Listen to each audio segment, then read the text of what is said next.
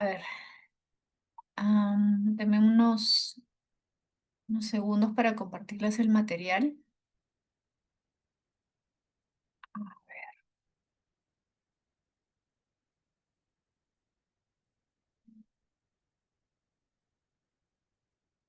Les voy compartiendo el material un ratito, ¿ya? Acá está. ¿Qué tal, chicos? ¿Cómo se encuentran? Estamos en el repaso, así que yo creo que ya varios me conocen. No sé si hay algunos chicos nuevos. ¿Hay algunas personas que estén por primera vez? A ver, ya se ve, ¿no?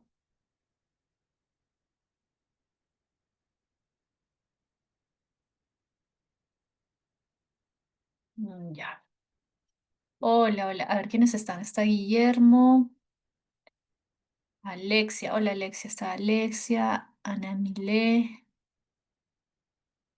Yanela, Ramiro.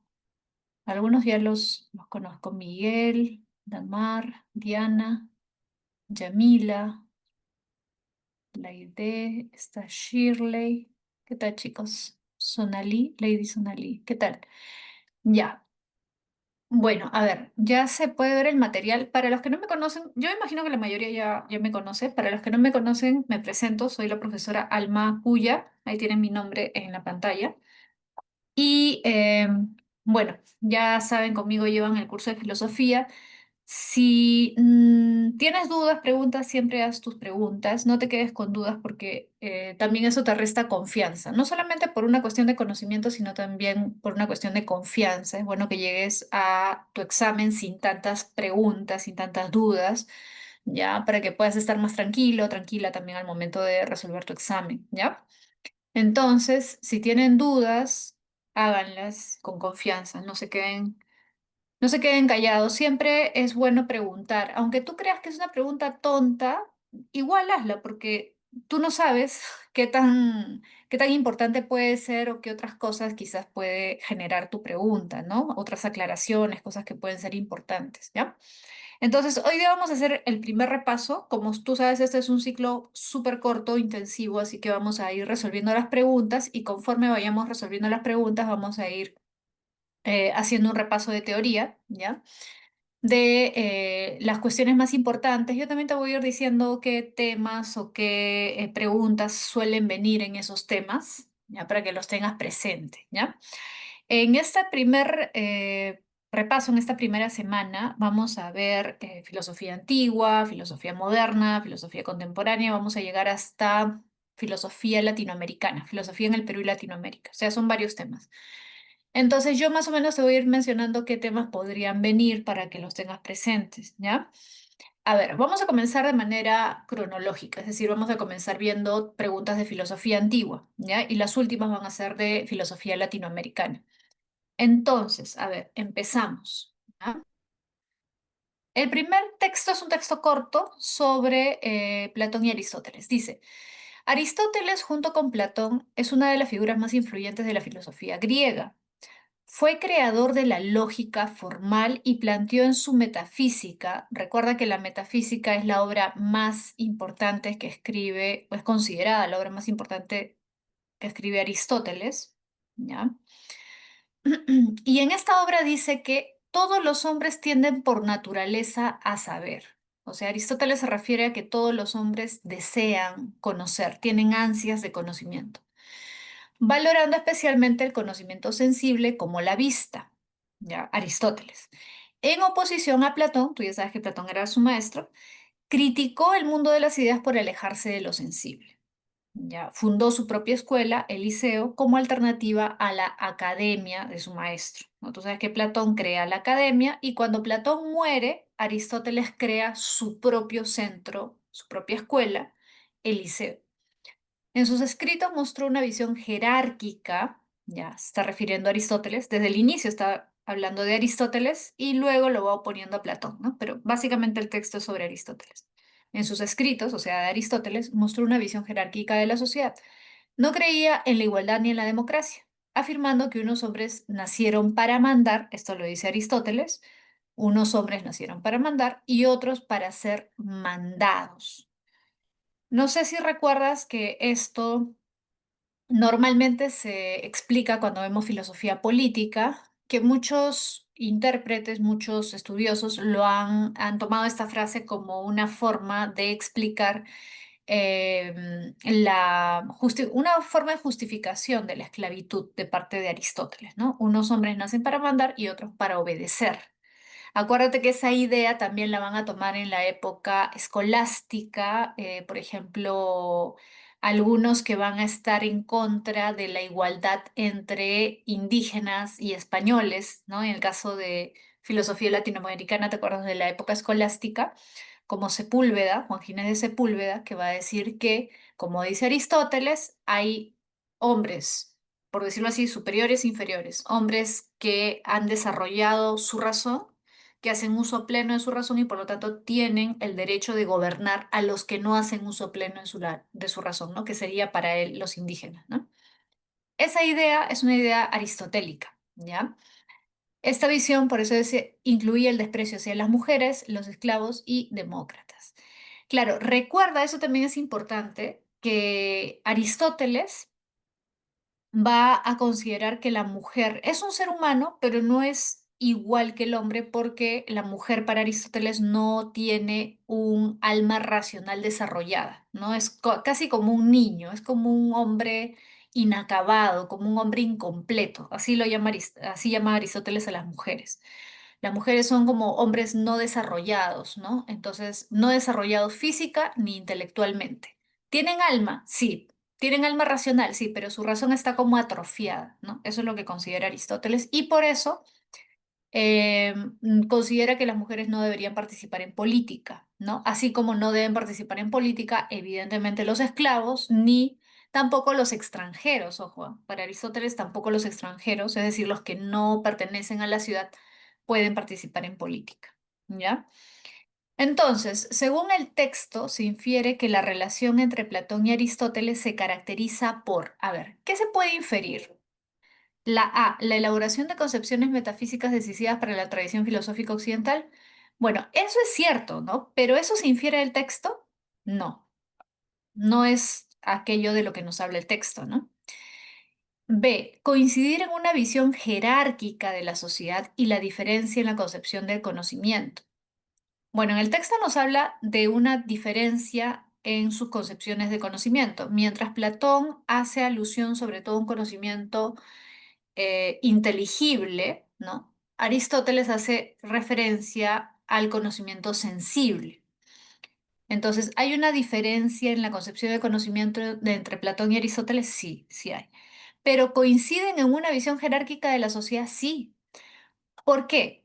No es que su concepción de la sociedad sea igual, exactamente igual, no, son diferentes, pero sí hay algo en común y es que Platón y Aristóteles creen que debe haber jerarquías. Platón no comparte esta visión de Aristóteles de separar a hombres y mujeres.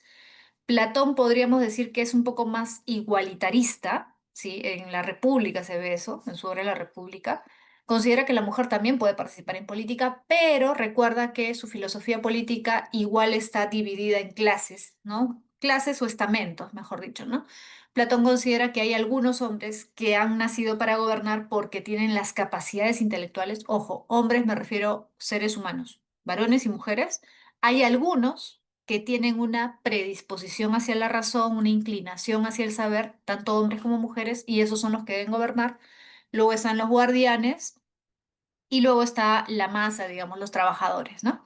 Entonces sí hay una visión jerarquizada. Entonces la B es la clave correcta. ¿Por qué no la C? ¿El rechazo aristotélico a la filosofía platónica y su defensa de la democracia? No, porque justamente en el texto te habla de que tampoco Aristóteles estaba muy de acuerdo con la democracia, ¿no? Ahí está, mira, no creía en la igualdad ni en la democracia, ¿ya? La D, la fundación de escuelas filosóficas orientadas a la difusión del pensamiento igualitario, no, obviamente no. Y la E, la crítica al mundo de las ideas basada en una defensa de lo inteligible como fuente de saber, no, el que defiende lo inteligible es Platón. Y el texto te habla un poco de eso, ¿sí? Pero no, no es solamente eso. Y además acá está al revés, ¿no? Porque Aristóteles no critica el mundo de las ideas basado en la defensa de lo inteligible, ¿no? Entonces es la B, ¿ya? Correcto, John. John había puesto la clave. ¿Ya, chicos? Participen, pongan la clave que ustedes creen que es la correcta, ¿ya? A ver, la segunda pregunta dice, a partir del texto señale la opción que contiene afirmaciones verdaderas. A ver, ¿qué afirmaciones son verdaderas? Uno, Aristóteles valorizó el conocimiento sensible por encima de lo inteligible. ¿Qué dice el texto? Según el texto, claro, lo que él hace es criticar a Platón justamente porque Platón desprecia el conocimiento sensible, ¿no? Entonces la primera es correcta. Dos, Platón y Aristóteles coincidían en defender la igualdad y la democracia. Falso. ¿No? Tú sabes que Sócrates, Platón y Aristóteles, los tres fueron críticos de la democracia, no te olvides. Tres, la lógica aristotélica ha perdurado con pocas modificaciones desde su formulación. Sí, es correcto. No ha habido mayor modificación de la lógica aristotélica, ¿no? Hubo algunas modificaciones muy pequeñas en la Edad Media. Cuatro, Aristóteles fundó su escuela como reacción al predominio. No, Aristóteles funda su escuela cuando muere Platón, ¿ya? Entonces no fue como una reacción al predominio de la academia. La clave es uno y 3 casa. Muy bien. Varios ya habían respondido casa, casa, casa. Correcto, muy bien. Hola, Marianela. Esa Marianela también. Muy bien. Pregunta 3. Dice, todas las cosas que están en la realidad son producto del mundo de las ideas. Nuestros cuadernos y lapiceros son copias de las esencias que constituyen el mundo inteligible. Entonces, primera cosa que hay que recordar, mundo de las ideas es lo mismo que mundo inteligible, significa lo mismo. ¿Por qué le llama Platón mundo inteligible al mundo de las ideas? Porque es el mundo que captas con tu intelecto, con tu inteligencia, con tu razón. Una cosa es el mundo sensorial, el mundo que yo puedo ver, tocar, percibir, ¿no? El mundo sensorial, ¿sí? El que yo tengo contacto a través de mis sentidos. Y otra cosa es el mundo, por decirlo así, intelectual, el mundo inteligible, el mundo que se capta con la razón, las esencias. Así, los fabricantes de dichos objetos se seguirán pasando dichas ideas para producir más y más cuadernos y lapiceros. No obstante, la idea de tales cosas no perece. Claro, porque la idea, por ejemplo, la idea de taza, cuando Platón habla de idea, ojo, acuérdate, no se está refiriendo a esa idea que yo tengo en mi cerebro, en mi cabeza, en mi mente, no. Cuando Platón habla de la idea de taza, se está refiriendo a la esencia de taza. ¿Ya? Y la esencia no es un constructo mental. La esencia existe al margen de mí, o sea, separado de mí. Una cosa soy yo, otra cosa es la idea. La idea no es un contenido que está en mi mente. Por eso es que él divide el mundo. Una cosa es este mundo sensible donde estoy yo también, ustedes, nosotros, cuerpos, con alma sí, pero cuerpos, estamos acá en este mundo sensible. Y otra cosa es el mundo de las ideas, que es un mundo de esencias. Es un mundo que no cambia, que no perece, un mundo eterno, perfecto, ¿correcto? Entonces, cuando él habla de idea, recuerda, se refiere a la esencia. La esencia no cambia. La esencia de caballo no cambia. Pueden morir 1000 caballos. ¿Eso altera en algo la esencia del caballo? No. La esencia del caballo sigue siendo igual, siempre. Correcto. Entonces, los objetos que se hacen producto de las ideas, sí, ¿no? Eso sí cambian. De acuerdo con Platón, del enunciado podemos colegir qué. ¿Qué se puede colegir? Colegir que él o, a ver, ¿qué? Eso está de más, ¿no? ¿Qué podemos colegir?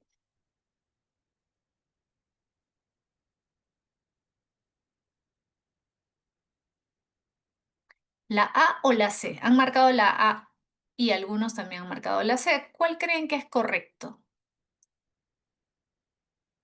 ¿Qué dicen?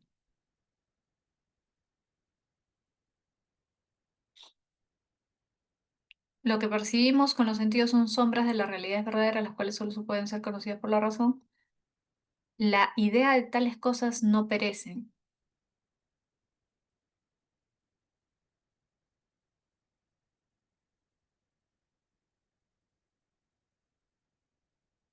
La A, la B dice, a ver, Fabricio, la B dice, las ideas existen en el alma humana como recuerdos que deben ser activados mediante la experiencia sensible.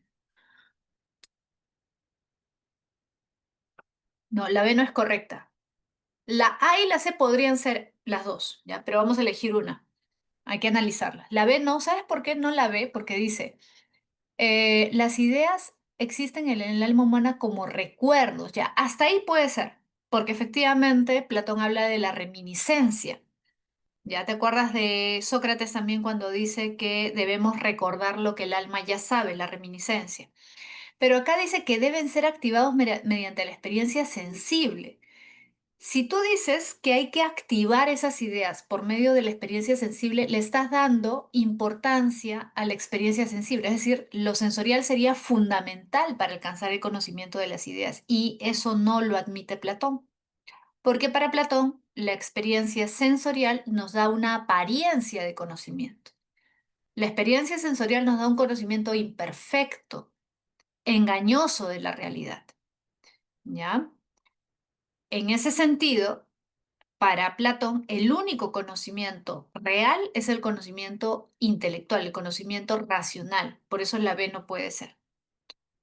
Miren, para mí la A o la C pueden ser correctas, pero a ver, ¿cuál sería más adecuada según el texto o según lo que dice el enunciado? ¿Cuál sería más adecuado?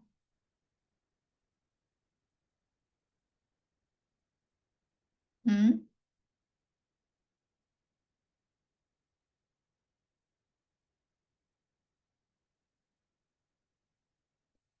Mira, mira cómo termina. Dice, no obstante, yo creo que acá está la clave, ¿no? No obstante, la idea de tales cosas no perece.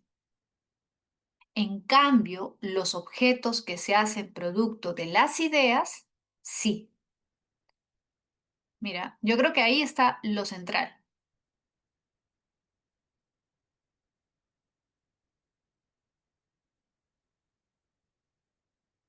La idea de tales cosas no perece. En cambio, los objetos que se hacen producto de las ideas, sí.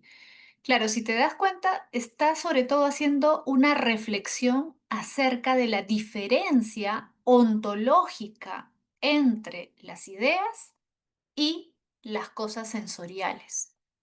Las ideas son verdaderas realidades, mientras que las cosas sensoriales son solo copias, copias, copias de la verdadera realidad, copias imperfectas, sombras de la verdadera realidad. Lo que percibimos con nuestros sentidos son apariencias, mientras que lo que percibimos con nuestra inteligencia, o mejor dicho, lo que conocemos con nuestra inteligencia, es lo real, lo verdadero. Sí, para mí es más la... Son muy parecidas, la verdad, ¿ah? Si no estuviera la A, yo elegiría la C. Las dos dicen lo mismo casi, pero me parece que al final, sobre todo, cuando dice esto de la idea, las ideas de las cosas no perecen, sobre todo hacen énfasis en lo ontológico, o sea, cómo las ideas son la verdadera realidad y las cosas que son las que percibimos son sombras de esa realidad.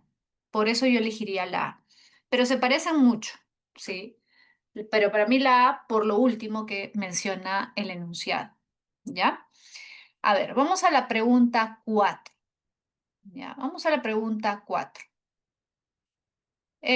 Sofía es una joven interesada en participar activamente en la vida política, por lo que decide informarse sobre los principios del partido al que desea afiliarse. Sin embargo, al conocer sus fundamentos, nota que están centrados exclusivamente en proteger la vida, la libertad y la propiedad privada.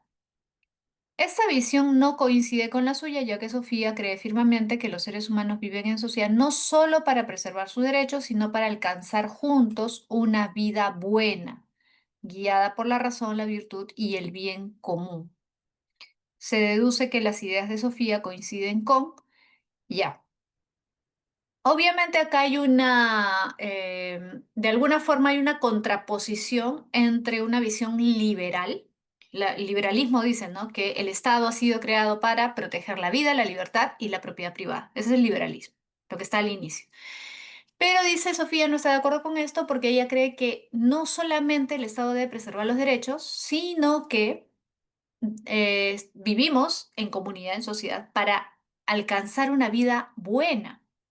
Entonces, obviamente ahí se está refiriendo a la visión aristotélica de la política, ¿no? Una vida buena, acuérdate, una vida que nos permite alcanzar la felicidad, la eudaimonía, ¿no? Por eso hay una relación ahí entre ética y política, ¿no? En Aristóteles. Acá la clave, obviamente, es la B, muy bien, la política aristotélica, donde el fin de la polis no es la mera supervivencia, sino la vida buena alcanzada en comunidad. Muy bien. Marianela me pregunta, ¿y la A? A ver, la A, la ética aristotélica que propone alcanzar la eudaimonía. Claro, hay una relación entre política y ética en Aristóteles, sí, obviamente. Ya, sí.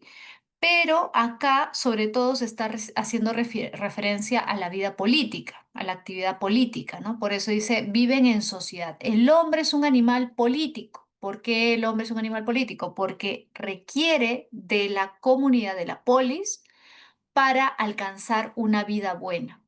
Esto de la vida buena, la felicidad, profesora, eso es ética, sí, pero también se relaciona con la política también. Y justamente por eso habla de la virtud, del bien común. El bien común es un concepto clave en la política de Aristóteles, porque para Aristóteles justamente tú puedes distinguir si un gobierno es bueno o no simplemente haciéndote esta pregunta. ¿Este gobierno trabaja para el bien común o trabaja para intereses particulares? Y con eso nada más ya sabes si el gobierno es correcto o no.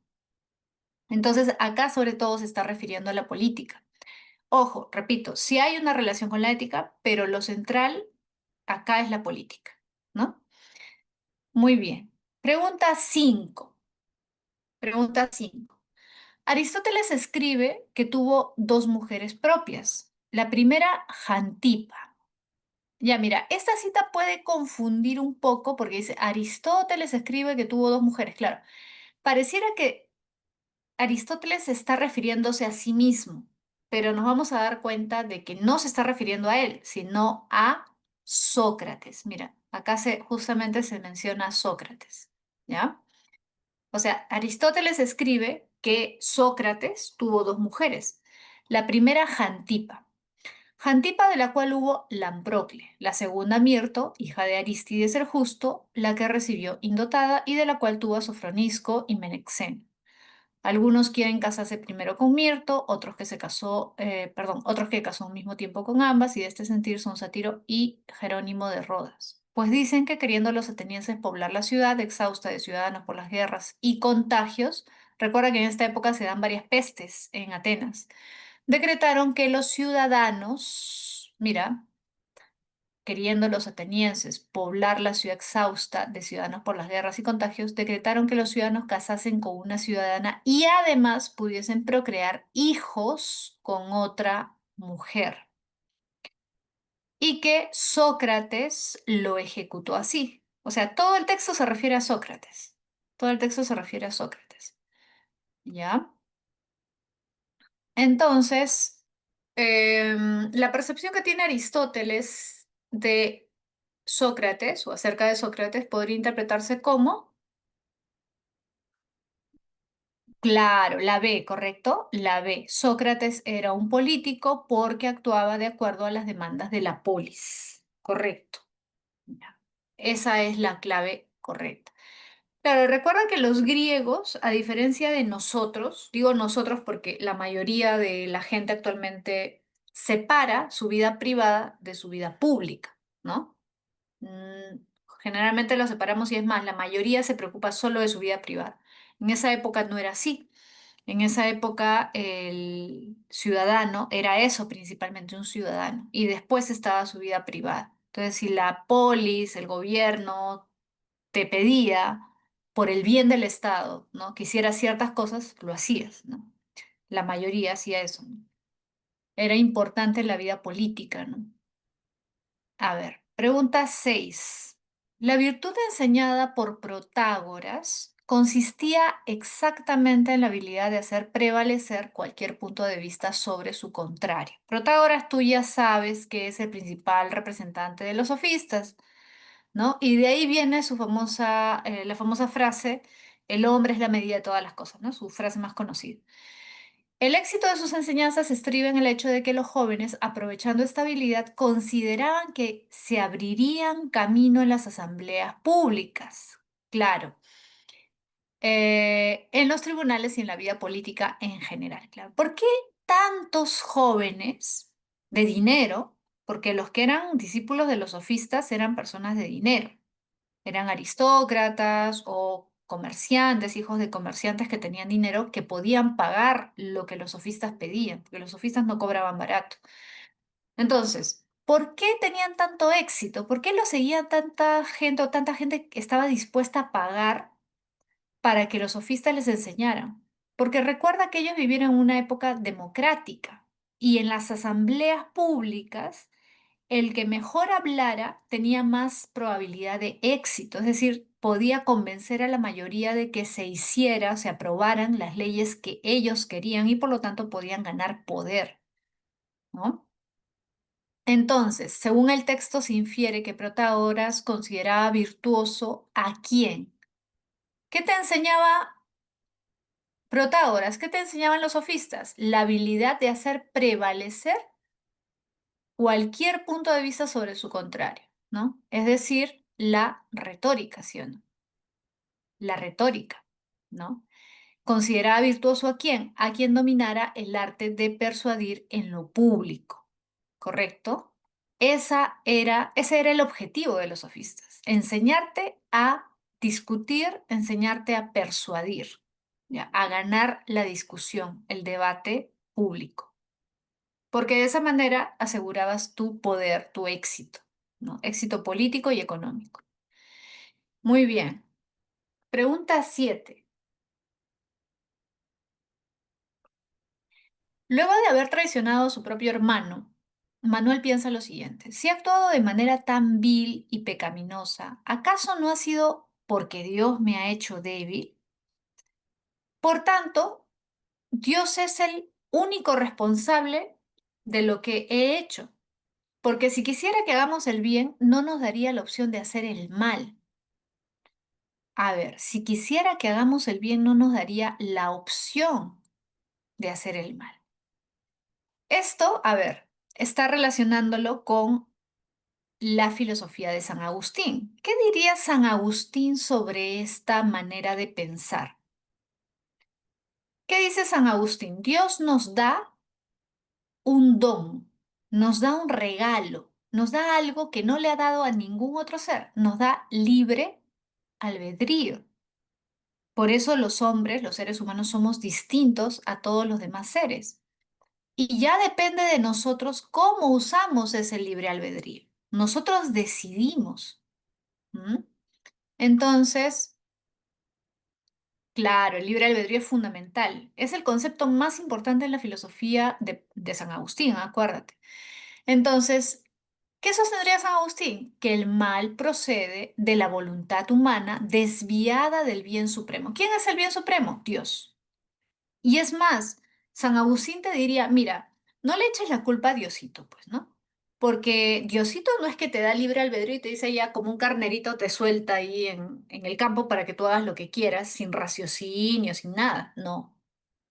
Dios te ha dado libre albedrío y también te ha dado razón. Ojo, San Agustín también habla de la razón, ¿ah? De la racionalidad. Recuerda que San Agustín es un neoplatónico y para Platón algo fundamental es la razón. Entonces, Dios te ha dado libre albedrío, pero también te ha dado racionalidad. Y además te ha transmitido su mensaje a través de su palabra, que es la Biblia. Entonces, no es que te ha dejado suelto, ¿no? Sino que, claro, te da libertad, pero también te dice cuál es el camino correcto. Y ya tú decides si quieres seguir ese camino correcto o no. Entonces, si tú actúas mal, si tu vecino actúa mal, si no sé, pues Trump actúa mal, no le eches la culpa a Diosito. Son ellos los que han decidido actuar mal por su propia voluntad, ¿no? Eso te diría San Agustín. Entonces, el mal no es algo creado por Dios, porque a veces tenemos este dilema o esta pregunta existencial, ¿no? ¿De dónde surge el mal? ¿Por qué existe el mal si Dios es bueno? Si Dios es un padre amoroso, si Dios quiere el bien, ¿por qué permite el mal? Y San Agustín te diría, lo que pasa es que Dios no ha creado el mal. El mal no es una cosa. Es más, el mal ni siquiera es como el bien. El mal surge justamente como producto de la acción humana que se aleja de Dios. El mal no es una entidad, el mal es una ausencia de, el mal es un defecto. Entonces, el mal no es algo que existe en sí mismo, no es algo que Dios ha creado. Surge como consecuencia de esa desviación del hombre de el camino dado por Dios. El mal es ausencia de bien, el mal es ausencia de Dios. Es como la oscuridad.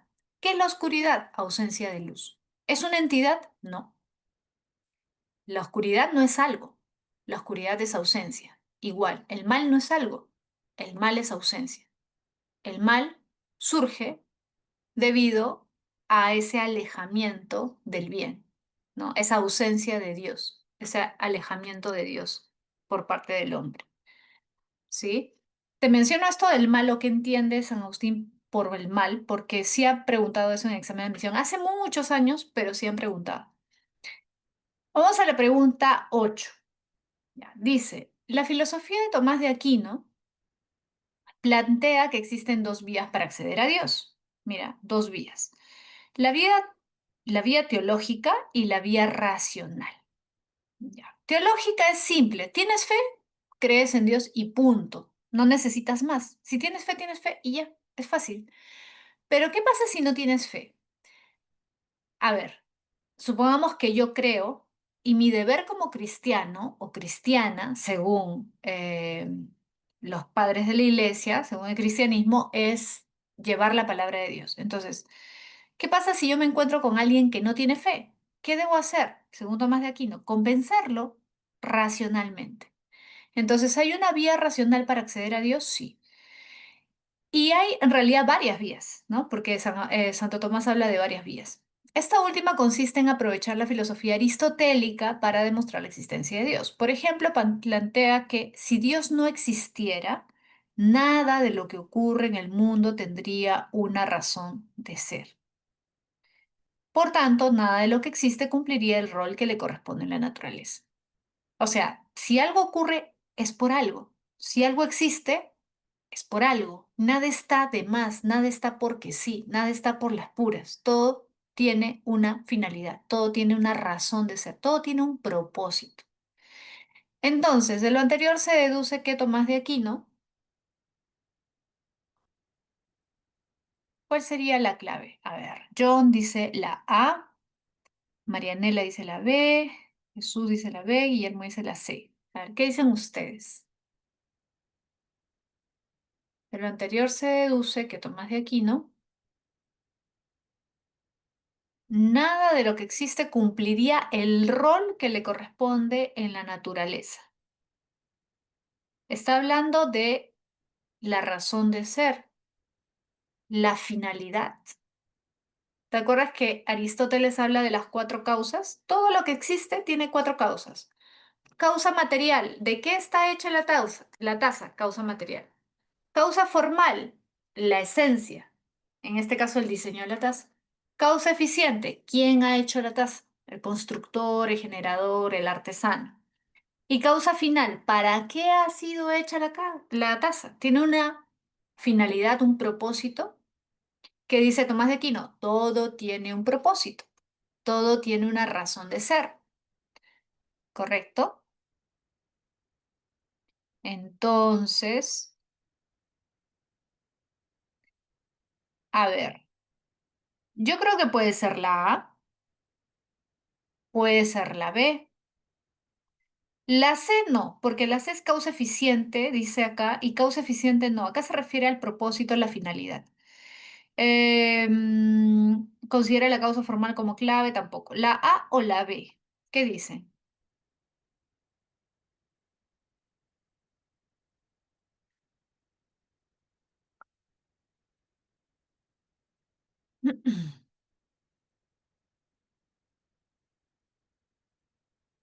Mira, dice, si Dios no existiera, nada de lo que ocurre en el mundo tendría una razón de ser. O sea, todo lo que ocurre, todo lo que existe, tiene un propósito. El mundo tiene un propósito, la realidad tiene un propósito. Nada de lo que existe cumpliría el rol que le corresponde en la naturaleza.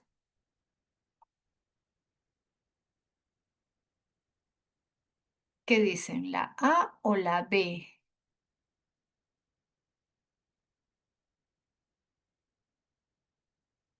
Se parecen mucho, ¿no?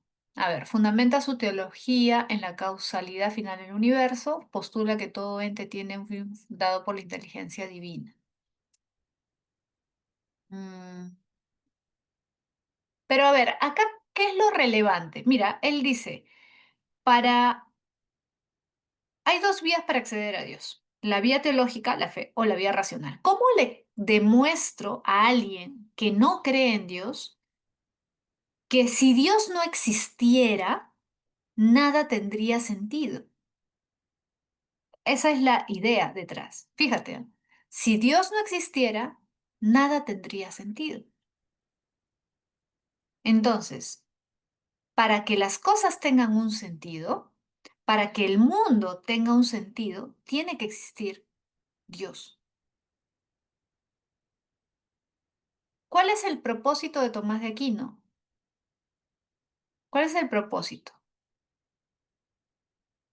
Su propósito es mostrar que la idea de Dios se sostiene racionalmente. Es decir, que no solamente puedes aceptar la existencia de Dios por una cuestión de fe, sino que también lo puedes aceptar por una cuestión de razón. Usando tu razón también puedes llegar a la conclusión de que Dios existe. Entonces, ¿cuál sería más cercana o más adecuada, la A o la B? Lo que está haciendo, lo que está tratando de hacer es mostrar que la idea de Dios es racional, que no es meramente una cuestión de fe, sino también una cuestión racional. Es la A, sí, correcto. Es la A por eso, porque al inicio nomás te dice que hay dos vías para acceder a Dios o aceptar a Dios. ¿Aceptas a Dios por fe o lo aceptas por razón? Entonces, ¿cómo puedo hacer, dice Tomás de Aquino, para mostrar que Dios debe ser aceptado por vía racional, mostrando que también es necesario que Dios exista para que el universo tenga una finalidad, un propósito? Para que todo lo que existe en el universo tenga un propósito, tiene que haber un ser supremo al que nosotros llamamos Dios. ¿Correcto? Es la A. ¿Ya? Repito, la B no está mal, pero me parece más acorde con la pregunta, la A, ¿ya? Con lo que está planteado en el texto. Pregunta 9. La filosofía de Descartes representa el nacimiento de la filosofía moderna. Correcto. Acuérdate que Descartes es considerado el padre de la filosofía moderna. Acá hay algo importante. Mira, Descartes, yo te diría que es uno de los filósofos que tú sí o sí tienes que conocer bien. Han venido varias veces preguntas sobre Descartes en examen de admisión. No es que siempre venga, pero ha venido varias veces. Es uno de los filósofos favoritos en examen de admisión. Descartes, Kant también, ¿no? Kant te pueden preguntar su nociología, el tema de la diferencia entre noumeno y fenómeno, te pueden preguntar su ética también, ¿no? El imperativo categórico. Entonces, hay ciertos autores, hay ciertos filósofos que son caseritos. Descartes es uno, Kant es otro, que también ha venido varias veces, ¿no? Por ahí Aristóteles también ha venido varias veces, Platón también ha venido varias veces, ¿ya? Son filósofos clásicos, ¿ya? Marx ha venido también algunas veces, ¿sí? Pero Descartes ha venido más, ¿ya? Kant también ha venido bastante. ¿Por qué Descartes es importante en la historia de la filosofía? Porque Descartes, acuérdate que es considerado el padre de la filosofía moderna, es el que abre una nueva etapa en la filosofía, ¿ya? ¿Y por qué? Porque introduce un método. ¿Te acuerdas cómo se llama? la duda metódica, ¿no? Método cartesiano. ¿En qué consiste la duda metódica? En dudar de todo. En dudar de todo. ¿Por qué tengo que asumir cosas como ciertas o verdaderas porque lo dijo el Papa o la Iglesia o la Biblia o Pepito o X persona o Aristóteles porque fue un gran filósofo? No tengo que aceptar algo como verdadero simplemente porque Aristóteles lo dice. Tengo que cuestionarlo. Tengo que analizarlo por mí mismo. ¿Yo soy un ser racional? Sí. ¿Tú eres un ser racional? Sí. Entonces cada uno debe analizar las ideas que tiene en su mente para ver si esas ideas realmente tienen justificación y tienen, digamos, algún sustento, ¿no? Y no solamente los estamos asumiendo porque sí, por costumbre o por tradición o porque alguien con mucho prestigio lo dice, ¿no? Acuérdate, eso es fundamental. Entonces, introduce un método que rompe con la tradición escolástica, claro, porque la tradición escolástica, por ejemplo, Tomás de Aquino, ¿no? Y otros pensadores cristianos de la época escolástica muchas veces no cuestionan lo que dice Aristóteles. Ah, bueno, Aristóteles dice esto, ya, tiene que ser cierto, ¿no? Seguramente. Entonces, muchos de ellos no cuestionan, sino que asumen conocimientos o saberes antiguos, pero no los cuestionan o no los ponen en duda, no los analizan lo suficiente, ¿no? Y con la autoría incuestionable de los textos clásicos y religiosos. Acá está, ¿no? ¿Sí? Ese es el problema de la tradición escolástica. En vez de aceptar pasivamente el saber heredado, Descartes propone someter todas las creencias a la duda metódica. Ahí está. Todas las creencias deben ser sometidas a duda, es decir, ser analizadas, cuestionadas, incluyendo las verdades aceptadas por consenso o por veneración a la autoridad. Solo a partir de este proceso crítico puede construirse un conocimiento verdadero fundado en la certeza racional. Recuerda, la única fuente de certeza es la razón para Descartes. Pero la razón de cada uno, o sea, no es que el otro va a pensar por ti, cada uno tiene que analizar las ideas, las cosas, las nociones que tiene en su mente para ver si son correctas o no. John pregunta, profe, ¿se dudaba de todo menos de ideas innatas? Ah, buena pregunta, John. Buena pregunta. Miren, ese es un aspecto que a veces confunde. ¿Descartes duda de todo menos de las ideas innatas? No, Descartes duda de todo. ¿Sabes lo que ocurre?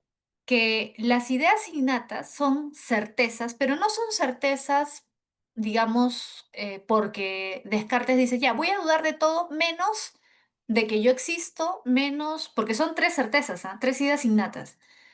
Yo existo, cogito ergo sum, yo existo, sujeto, la existencia de sujeto. Dos, la existencia de Dios, Dios existe. Esa es la segunda certeza o segunda idea innata. Y tercera idea innata es el mundo existe, la realidad que percibimos, vemos, existe. Esas son las tres ideas. Ahora, Descartes no duda de esas tres ideas, sí duda. Sí duda de esas tres ideas. Lo que pasa es que, ¿por qué le llama innatas? Profesora, pero si él dice que ya nacemos con esas ideas. Claro, pero ¿cómo prueba él que hemos nacido con esas ideas? Porque si no fueran ideas innatas, significa que nosotros las adquirimos por experiencia. Por ejemplo, taza para Descartes no es una idea innata. La taza es una idea adquirida. ¿Te acuerdas que hay tres tipos de ideas? Innatas, adventicias y facticias. Adventicias, las ideas adquiridas por la experiencia. Idea de taza, idea de lápiz, idea de celular, idea idea de libro, ¿ya? Idea de mouse, idea de perro, idea de gato, idea de pelota, idea de árbol. Todas esas ideas son adventicias porque advienen, llegan a mi mente a través de mis sentidos, ¿ya? Ideas facticias, ideas producidas por la imaginación del hombre. Por ejemplo, la sirena. ¿La sirena es un ser real? No. El centauro, ¿es un ser real? No, es un ser mítico creado por la imaginación humana, mezclando ideas de cosas que sí existen. El caballo existe? Sí. ¿El hombre existe? Sí. Mezclo las dos ideas, centauro. ¿La mujer existe? Sí. Los peces existen. Mezclo esas dos ideas con mi imaginación, ideas sirena, facticias. Ideas facticias o ficticias, ideas de la imaginación. Ahora, entonces tenemos, mira, ideas adquiridas por mis sentidos, adventicias, imaginación, facticias, y las ideas innatas son ideas con las que ya nacimos, profesora, pero si ya nacimos con esas ideas, entonces yo no las cuestiono. No, error. Descartes dice, a ver, fíjate en el proceso que él sigue, acuérdate, ¿ah? A ver, yo creo en Dios. Eso dice Descartes. Yo creo que Dios existe, pero ¿por qué creo? Fíjate, ¿ah? Es una creencia. Ok.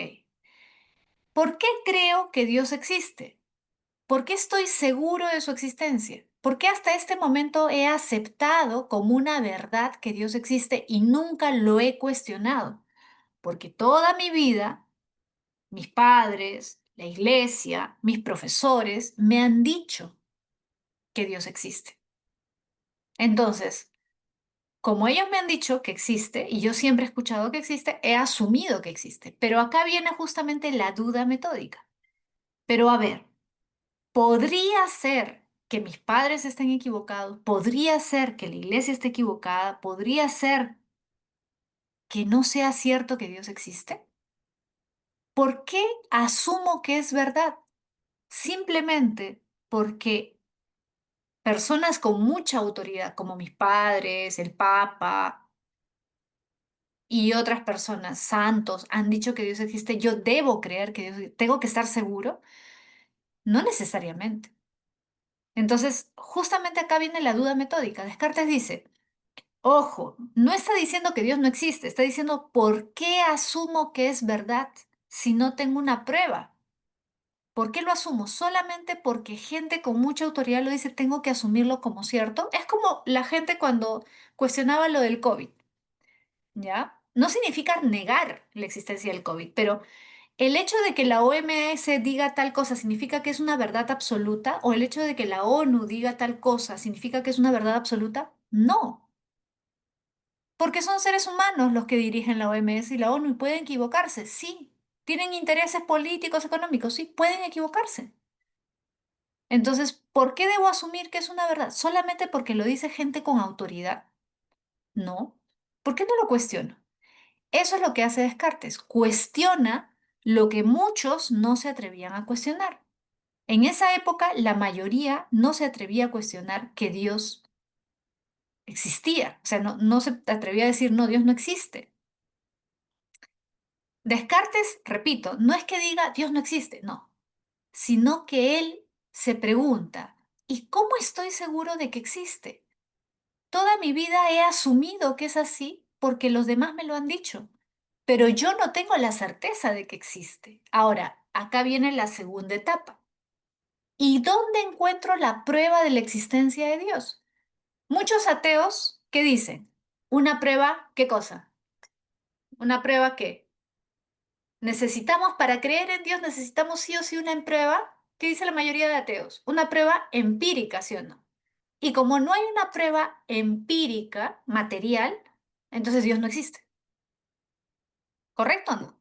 Hay muchos ateos que piensan así. Si no hay una evidencia empírica de la existencia de Dios, no podemos afirmar que Dios existe. ¿Sí o no? Ahora, Descartes se da cuenta de un error que cometen aquellos que dicen o que podrían decir, si no hay una prueba empírica, Dios no existe. El problema es, ¿podemos confiar 100% en nuestros sentidos? O sea, ¿podemos estar seguros de que lo que nos dicen nuestros sentidos es correcto o es verdad? ¿Nuestros sentidos son infalibles? ¿Nuestra percepción sensorial es perfecta? ¿Infalible? No. Muchas veces nuestros sentidos fallan, ¿o no? Muchas veces nuestros sentidos distorsionan la realidad, ¿o no? Por ejemplo, tú debes haber visto en psicología las ilusiones perceptivas, ¿no? Las ilusiones, las alucinaciones también. Entonces, ¿el hecho de que yo perciba algo lo hace automáticamente verdadero? No. ¿Cuántas veces hemos visto a alguien de lejos y hemos creído que era una persona que conocíamos, o no? Y después lo vimos de más cerca y, uy, no, me había equivocado. ¿Sí o no? Hemos creído ver cosas que no estaban ahí. Por ejemplo, una persona con fiebre muy alta o que, no se le ponen un analgésico muy potente puede tener alucinaciones. Entonces, el hecho de que yo esté seguro de haber percibido algo no es suficiente evidencia para estar seguros de la realidad. Por eso es que Descartes dice, los sentidos, la percepción, no es una fuente fiable, 100% cierta, segura. ¿Ya? Certeza se refiere a seguridad. Entonces, si los sentidos me pueden engañar, ¿en qué confío? La única fuente fiable es mi razón. Entonces, ¿qué tengo que hacer? Tengo que razonar. Mi razón es la única que me puede decir si algo es cierto o no es cierto. Voy a analizar racionalmente estas ideas. Entonces, ahí justamente John le ha puesto a Catherine, ¿no? Lo que estaba preguntando a Catherine. ¿Cuáles serían las ideas innatas? Son tres. Dios, alma y mundo. Esas son las tres ideas innatas. Pero ojo, no es que él dice, ah, ya, estas tres ideas no podemos cuestionarlas. Hay que creer en ellas ciegamente. No. Él incluso duda de Dios. Ya te dije por qué. Porque él dice, yo he aceptado que Dios existe porque me han dicho. Pero ¿qué pasaría si todos están equivocados? ¿Qué pasaría si todos se equivocan y Dios no existe? ¿Dios existe? Primero, ¿necesito una prueba empírica de su existencia? No, ¿por qué? Porque mis sentidos me engañan. Yo no puedo fiarme de mis sentidos como fuente de conocimiento. Por lo tanto, yo no necesito pruebas empíricas, yo necesito pruebas racionales. Por eso es racionalista. Entonces, ¿qué dice Descartes? Fíjate, ¿ah? Descartes dice, a ver, si yo pongo en duda todo lo que creía, todo lo que pensaba, todo lo que sé, lo pongo en duda, todo, mira, esa es una duda radical, es la duda metódica es radical, la duda cartesiana es radical porque duda de todo, incluso de su propia existencia. ¿Y cómo sé yo que existo? A ver, pero si dudo de todo, fíjate la secuencia, si dudo de todo, ¿de qué no puedo dudar? ¿Qué es lo único evidente, obvio que estoy dudando? Eso es lo único obvio. Pero si estoy dudando, ¿qué significa? Que estoy pensando. Y si estoy pensando, entonces se colige que soy algo, porque no puedo pensar sin ser algo, ¿no? O sea, para pensar tengo que ser algo, algo que está pensando. Por lo tanto, si pienso, existo. En otras palabras, al darme cuenta de que pienso, me doy cuenta de que existo. Cogito, pienso, ergo, por lo tanto, sum, existo. Pienso, por lo tanto, existo. El pensamiento es la prueba de mi existencia. Al pensar me doy cuenta de que soy algo que está pensando. Soy una cosa que está pensando. Soy un ser que está pensando. Entonces, llego a la conclusión de que soy algo, de que existo. He llegado a la conclusión de mi existencia gracias a mi pensamiento, gracias a la duda. Por lo tanto, la primera certeza de todas es la certeza del yo, la certeza de mi existencia, la certeza del alma. ¿Por qué? Porque el cuerpo no piensa, lo que piensa es el alma, ¿correcto? Entonces, el alma es la primera certeza. Yo existo, yo soy sujeto, ¿sí? Ser pensante. Ahora, ya tengo mi primera certeza, mi primera idea innata. Profesora, ¿pero por qué es innata? Todavía no entiendo. Lo que pasa es que es innata porque no es adquirida. No, tú no llegas a la certeza de tu existencia porque te viene de afuera. Es decir, no es que yo me pongo un espejo y digo, ah, mira, acá he obtenido la certeza de mi existencia porque me estoy mirando en el espejo. Es obvio que existo porque me estoy mirando. ¿Qué diría Descartes? No. ¿Por qué? Porque recuerda que tus sentidos te pueden engañar. Entonces, tú no puedes tomar de los sentidos la prueba de nada. Los sentidos no son fiables, los sentidos son engañosos. Los sentidos no pueden ser tu fuente de verdad. La única fuente de verdad es la razón. Entonces, como la existencia del yo, ¿ya? Del alma, no viene de afuera, no es algo adquirido por la experiencia, el yo, el alma, es una idea innata, no es una idea adquirida con la experiencia, sino es una idea con la que ya nacimos, pero que descubrimos a través del proceso racional. Repito, el alma no es una idea adquirida con la experiencia, es una idea con la que ya hemos nacido, pero que simplemente tenemos que hallarla, digamos, a través de nuestra razón. Ya está ahí, solamente hay que hacer el esfuerzo racional para encontrar, para, digamos, alcanzar esa certeza, pero ya está en nosotros.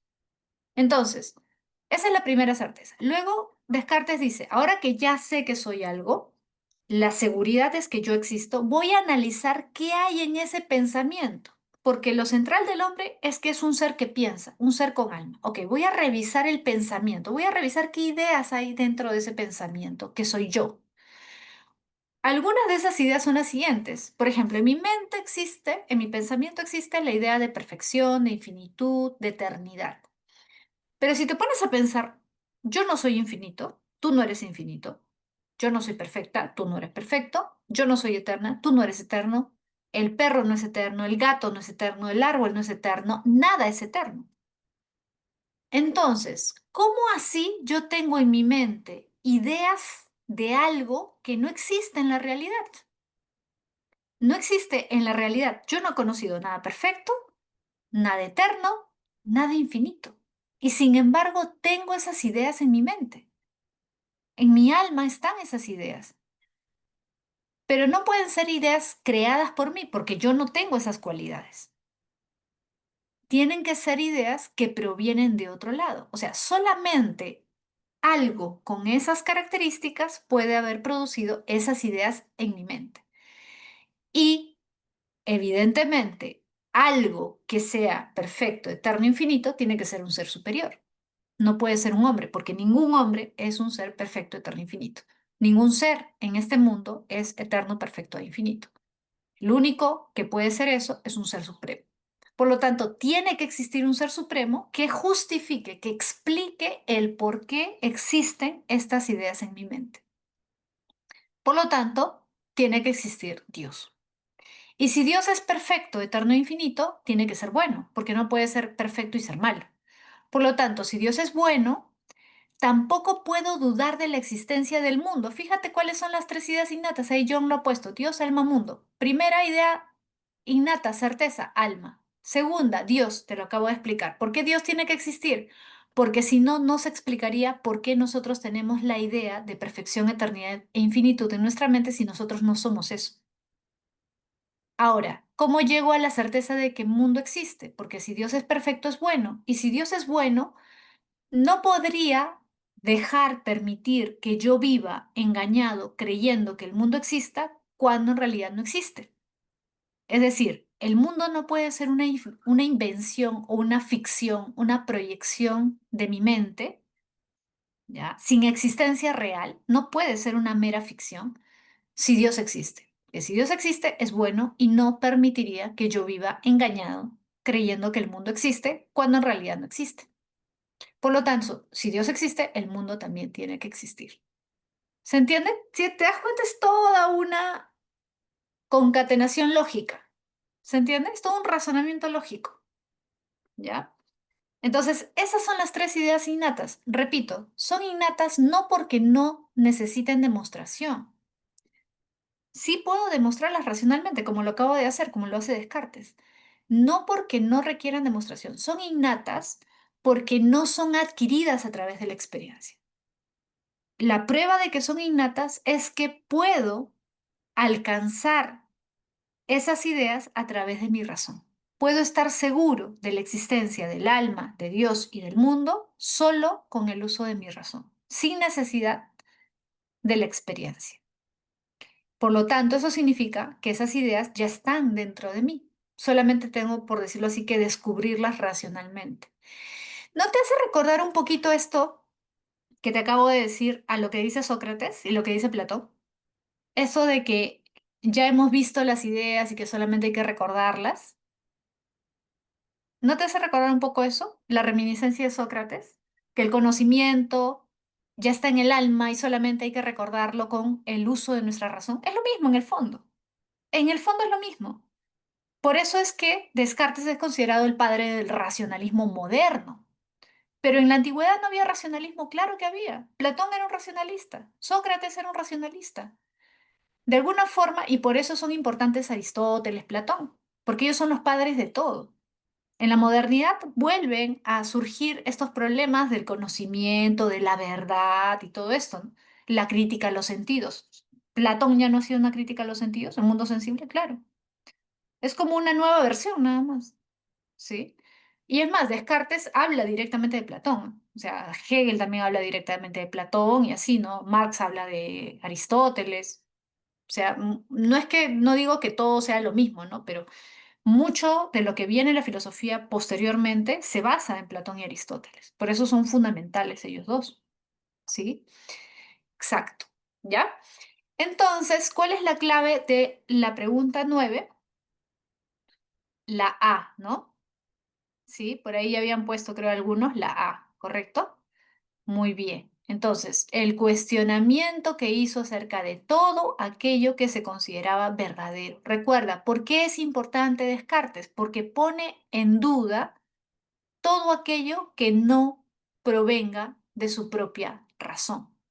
Cuestiona todo aquello que asumimos como verdadero simplemente por la autoridad, ¿no? Por eso Descartes rompe con el pensamiento escolástico, ¿no? Con este pensamiento, con esta tradición escolástica que se basaba en la autoridad de los textos clásicos y de los textos religiosos, o sea, de la Biblia o de los textos de Aristóteles, ¿no? Bien, pregunta 10. A ver, en la filosofía cartesiana, recuerda que la filosofía cartesiana es la filosofía de Descartes. ¿Por qué cartesiano, profesora? Porque cartesiano viene de Cartesius. El nombre de Descartes en latín se escribía así, Cartesius. Esa era la traducción, ¿no? La razón es la única vía confiable. Ahí está. La única que me puede dar conocimiento verdadero es la razón. ¿Ya? Pues los sentidos pueden engañarnos. Ojo, no es que los sentidos siempre nos engañen. No te está diciendo los sentidos siempre te van a engañar. No.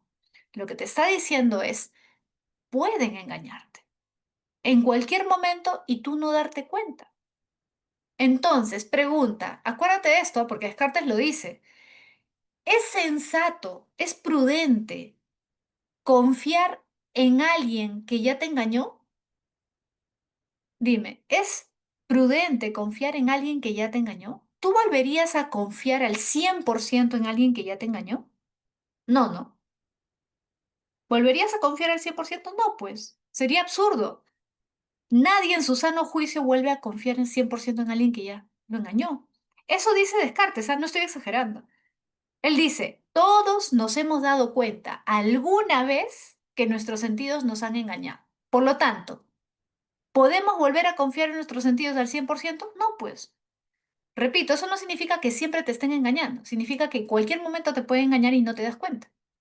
Por lo tanto, la experiencia es dudosa, es dudosa. No dice que es falsa, es dudosa. Entonces yo no puedo fundar mi conocimiento en algo que es dudoso, ¿correcto? En cambio, las ideas innatas como la de Dios, el yo, ahí está, el yo y la sustancia, el yo es el alma, la sustancia se refiere a la realidad material, al mundo, ¿correcto? Están impresas en la mente humana y permiten deducir verdades universales. Estas ideas no provienen del mundo externo, ahí está, no provienen del mundo externo, ni de la imaginación. Claro, por eso es que no son ideas adventicias y tampoco son ideas facticias, ¿correcto? Sino que constituyen el fundamento metafísico del conocimiento seguro.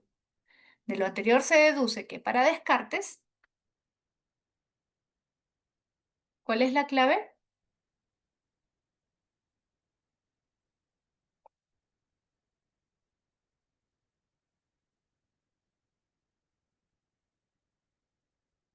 ¿Cuál sería la clave? Miguel dice, Miss, disculpe, ¿cree que puedo explicar de manera? Ah, ya, ahorita explicó Miguel, no te preocupes. ¿Cuál sería la clave?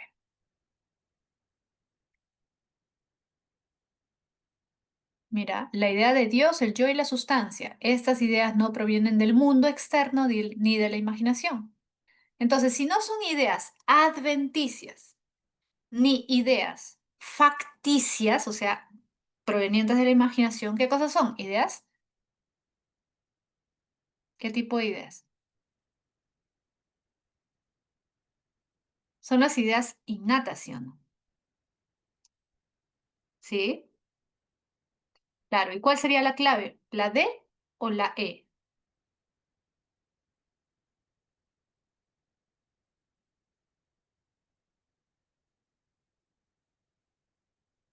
Solamente puede ser la D o la E, ¿sí o no? Solo puede ser la D o la E. ¿Cuál es la clave? La E, correcto, es la E. Ujú.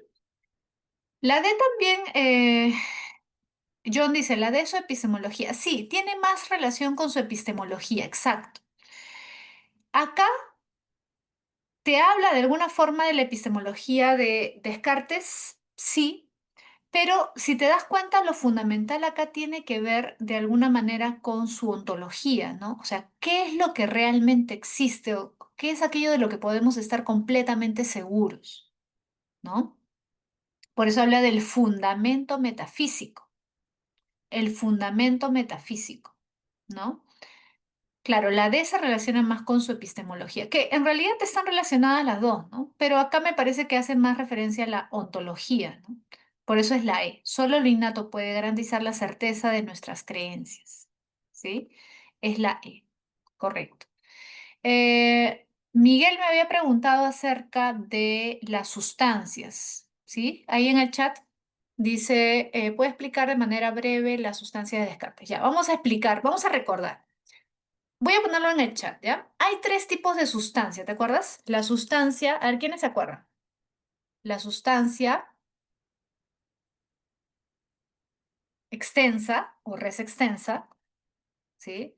Te lo voy a poner res extensa, ese es el otro nombre con el que puedes encontrarlo. La sustancia pensante, la res cogitans, ¿ya? Y la sustancia, ahí lo estoy poniendo todo en el chat, ¿ya? Sustancia infinita o res infinita. Ya, esto de res es en latín, ¿no? Res extensa, res cogitans, res infinita es en latín. Son tres tipos de sustancia. Ahora, estas tres sustancias se corresponden a estas tres ideas innatas, ¿te acuerdas? Res cogitans, sustancia pensante, es el alma. ¿Cuál es la que piensa? ¿Quién piensa? El hombre. ¿El hombre qué cosa es? Una cosa que piensa, ¿te acuerdas? Voy a ponerlo acá para que no te olvides. ¿Qué cosa es el hombre según Descartes? Una cosa que piensa. En el chat lo estoy poniendo. El hombre es una cosa. ¿Por qué es cosa? Porque es materia. Esto es una cosa. Esto es una cosa. El hombre también tiene algo de cosa. ¿Por qué? Porque el hombre es un cuerpo. Tiene cuerpo, pero lo esencial en el hombre es su cuerpo o su alma. ¿Qué es lo más importante para Descartes? El alma, correcto. Muy bien, John. ¿Por qué el alma es más importante que el cuerpo? ¿Por qué el alma es más importante en el cuerpo que el cuerpo en el hombre? Claro, porque en el alma existe la razón. El alma es la que razona. Nosotros no razonamos con el cuerpo, razonamos con el alma, ¿correcto? Si no tuviéramos alma, no razonaríamos. Escucha, sígueme el hilo. Si no tuviéramos alma, no razonaríamos, porque en el alma se da la razón. Pregunta, ¿los animales tienen alma o no tienen alma para Descartes? Descartes dice, si el hombre no tuviera alma, el hombre no razonaría. Para Descartes, ¿los animales tendrán alma o no? ¿Sí o no? No. Para Descartes, los animales no tienen alma. ¿Por qué? porque si tuvieran alma, razonarían, serían seres racionales y los animales no son seres racionales. ¿Por qué te hago énfasis en esto, profesora? Pero es obvio, ¿no? Que los animales no tienen... No, no es obvio, porque si tú retrocedes a la época de Aristóteles, Aristóteles sí decía que todo ser vivo tenía alma. No sé si te acuerdas, solamente variaba el tipo de alma. ¿Te acuerdas de Aristóteles? A ver, aprovechamos de repasar un poco a Aristóteles. ¿Te acuerdas que Aristóteles decía que hay tres tipos de alma? Alma vegetativa, alma sensitiva y alma racional. Es como una pirámide. La más básica, todos los seres vivos tienen alma vegetativa. Todos. Alma sensitiva solamente seres humanos y animales. ¿Correcto?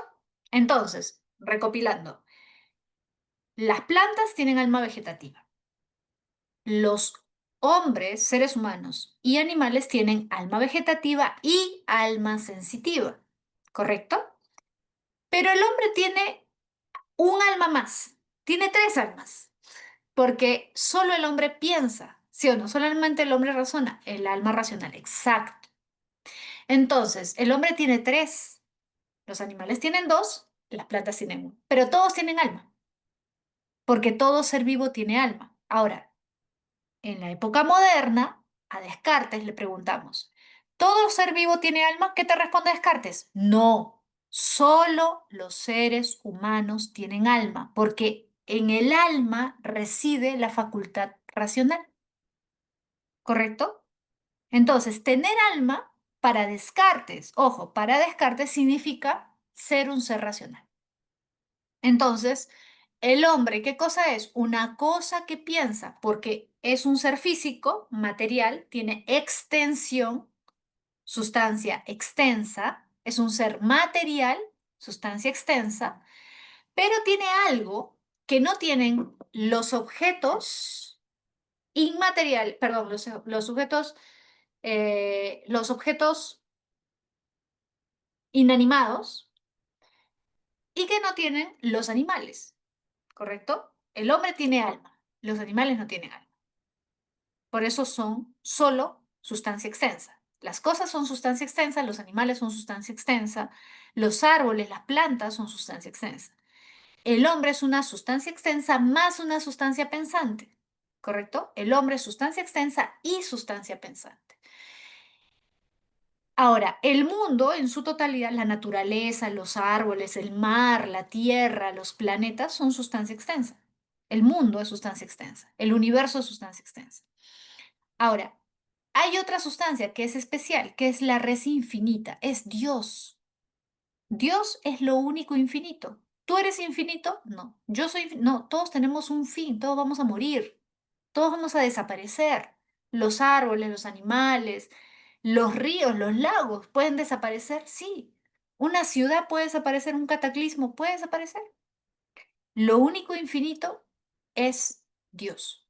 Entonces, es otro tipo de sustancia. No puedes comparar la sustancia infinita con la sustancia extensa, porque lo material muere, lo material cambia, lo material se corrompe. Por eso la res infinita es a su vez sustancia infinita es a su vez sustancia eterna. Dios es eterno, es lo único eterno, porque es lo único que no cambia, ¿correcto? La sustancia extensa, el mundo, está en constante cambio. Los planetas pueden desaparecer, claro. La Tierra puede desaparecer, claro. Lo único que no puede desaparecer, no va a desaparecer, es lo eterno, que es la res infinita, que es Dios. Entonces, esas son las tres sustancias de las que habla Descartes, ¿correcto? Y si te das cuenta, esas tres sustancias se corresponden con las tres ideas innatas. La idea de Dios, la idea de mundo y la primera, de donde parte todo, la idea de yo o la idea de alma, que es lo mismo, ¿correcto? Bien. ¿Hasta ahí, correcto, chicos? ¿Tienen dudas? Ya, muy bien. Pero fíjense que en Descartes hay un montón de cosas para analizar, por eso les decía que es un clásico, ¿no? Varias veces ha venido en examen de admisión. Ahora, recuerda, para terminar con Descartes, antes de seguir, recuerda que Descartes no es un escéptico, ¿correcto? Porque si bien él duda de todo, y esto han preguntado en examen de admisión y en examen de la pre también han preguntado, A pesar de que Descartes duda de todo, no se le puede calificar de escéptico. ¿Por qué? Porque el escéptico no solamente duda de todo, sino que se queda en la duda. O sea, duda de todo y dice, ya, no podemos entender nada, no podemos saber nada, no podemos alcanzar ninguna verdad, ninguna certeza. Descartes no dice eso. Descartes usa la duda como un método, como una herramienta, pero no se queda en la duda, porque al final dice, sí, podemos decir, ¿Dios existe? Sí, podemos decir que Dios existe. ¿Podemos llegar a la conclusión racional de que Dios existe? Sí. ¿Podemos llegar a la conclusión de la existencia del mundo? Sí. ¿Podemos llegar a la conclusión de que nosotros existimos, a la certeza de nuestra propia existencia? También. Entonces, si fuera un escéptico, no llegaría a ninguna certeza. Por eso no es un escéptico. Usa la duda como un medio, pero la duda no es el fin, no es la finalidad, no es la conclusión.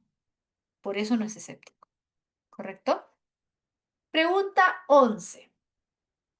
El empirismo de David Hume es considerado una de las posturas nociológicas más radicales del siglo XVIII. Acuérdate que Hume es considerado un empirista radical, ¿no? ¿Por qué? A ver, dice, según él, todo conocimiento deriva exclusivamente de la experiencia sensible, inmediata, lo que denomina impresiones. Recuerda, ¿qué es una impresión? Es lo que tú percibes en este momento. En este momento estás percibiendo mi voz, estás teniendo una impresión de mi voz. En este momento mi voz es una impresión. Estás viendo el material, estás viendo el color amarillo con el que he resaltado, esa es una impresión, la impresión del amarillo, impresión del verde, ¿correcto? Toda percepción sensorial inmediata es una impresión.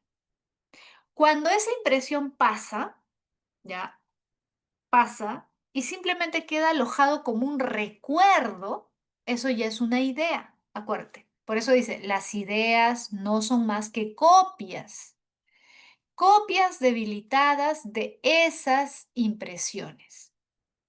Entonces, por ejemplo, tú en ese momento tienes idea, pregunta, idea de delfín. ¿Tienes idea de delfín en tu mente? Sí. ¿Estás viendo un delfín en este momento? No, profesora, pero sí tengo la idea. ¿Por qué? Porque alguna vez has visto un delfín en un video o en el Parque de las Leyendas, no sé. ¿Has visto alguna vez un delfín? Ahora te queda el recuerdo. ¿Qué cosa es? Una copia de esa impresión. Como resultado, conceptos abstractos como causalidad, sustancia o identidad carecen de justificación racional, ya que no se derivan directamente de la experiencia.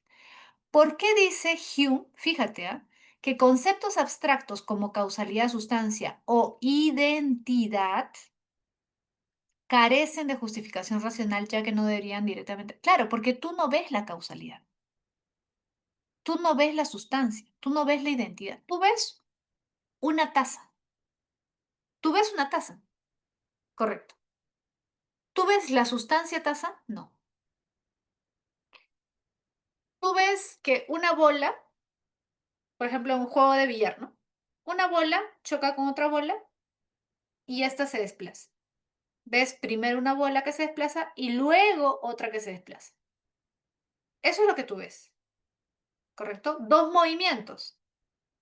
¿Tú ves la causalidad? No, es un concepto abstracto. Lo abstracto no lo puedes ver. Por lo tanto, considerando lo anterior, se puede afirmar que para Hume, ¿qué se puede afirmar?